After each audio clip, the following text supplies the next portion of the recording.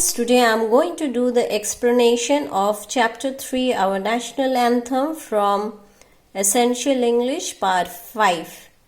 The lesson is about our national anthem Jana Gana Mana, which was composed by the great poet Rabindranath Tagore.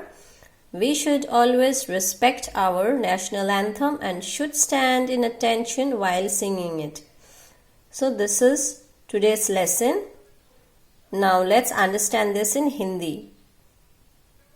हमारे सामने जो book है उसमें चित्र में क्या दिखाई देता एक अध्यापिका और कक्षा में छात्राएं हैं और इनके बीच हमारे भारत देश का राष्ट्रगान को लेके कुछ वार्तालाप चल रहा है. तो चलिए इसे हम लोग विस्तार से जानें. टीचर पूछती है, बच्चों क्या आपको पता है कि हमारा राष्ट्रगान क्या है? तो इस सवाल का जवाब कुछ बच्चों को मालूम था और कुछ बच्चों को नहीं. उनमें से रोशन कहता है जी मैम, मुझे पता है कि जन गण मन हमारा राष्ट्रगान है, पर मैम कृपया आप हमें इस राष्ट्रगान के विषय में और विस्तार से कुछ बताएं.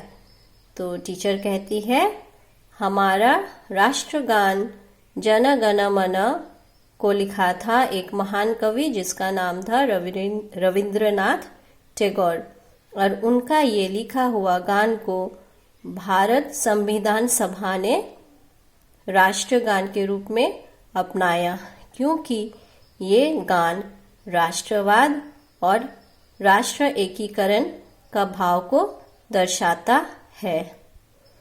अब सोनाक्षी पूछती है, क्या राष्ट्रगान और राष्ट्रगीत एक है? तो टीचर कहती है नहीं, ये अलग है. राष्ट्रगान जन गण मन है और राष्ट्रगीत वंदे मातरम है. जी, वंदे मातरम को बंकिम चंद्र चटर्जी ने लिखा था और उन्होंने इसे बांग्ला और संस्कृत मिला के लिखा था. अब अंकुर पूछता है कि हमारा राष्ट्रगान कब कब गाया जाता है. इसका जवाब में टीचर कहती है, हमारा राष्ट्रगान सभी राष्ट्रीय पर्वों में गाया जाता है. तो हमारे राष्ट्र पर्व क्या है? स्वतंत्र दिवस, गणतंत्र दिवस और गांधी जयंती.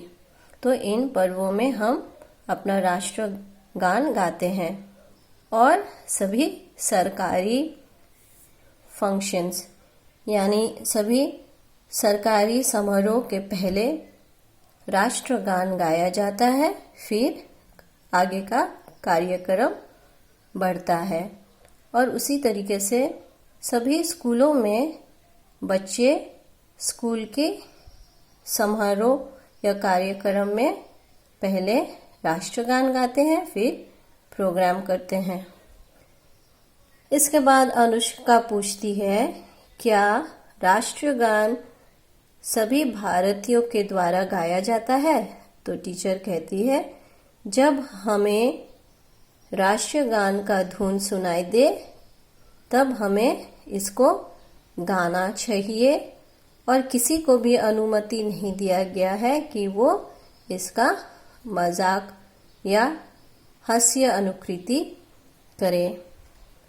अब हिमांशु पूछता है, क्या क्या नियमों का पालन करना चाहिए जब हम राष्ट्रगान गाते हैं? तो टीचर कहती है, हाँ हिमांशु, आपने एक बहुत महत्वपूर्ण सवाल पूछा है. तो इस सवाल का जवाब ये है कि जब भी हम लोग राष्ट्रीय गान गाते हैं या राष्ट्रीय गान का धुन सुनते हैं या कहीं से सुनाई देता है, कहीं माइक या बॉक्स बज रहा हो जिसमें राष्ट्रीय गान बजता हो, तब हमें अटेंशन यानी कि सावधान स्थिति में खड़ा होके रहना है और गाना गाना है या उस राष्ट्रगान को सुनना है. और जब भी हम राष्ट्रगान सुनते हैं या गाते हैं, बीच में हमें ना हंसना चाहिए, ना कि बात करना चाहिए और ना ही कुछ खाना पीना चाहिए. और सभी स्कूलों में सभी बच्चों को भी इस राष्ट्रगान का धुन को सही सही तरीके से सीखना चाहिए। तो प्रियंका पूछती है, क्या सभी देशों का अपना अपना राष्ट्रगान होता है? तो टीचर कहती है, हाँ, जैसे सभी देशों का अपना अपना तिरंगा झंडा होता है। तिरंगा, हम भारत देश का झंडा को तिरंगा कहते हैं, पर सभी देशों का जैसे अपना अपना झंडा होता है, उसी तरीके से सभी देशों का अपना अपना राष्ट्रगान भी होता है। और सभी राष्ट्रगान में क्या भाव नजर आती है? उसमें राष्ट्रवाद की आत्मा या राष्ट्रवाद की भाव उमड़ते हुए नजर आता है।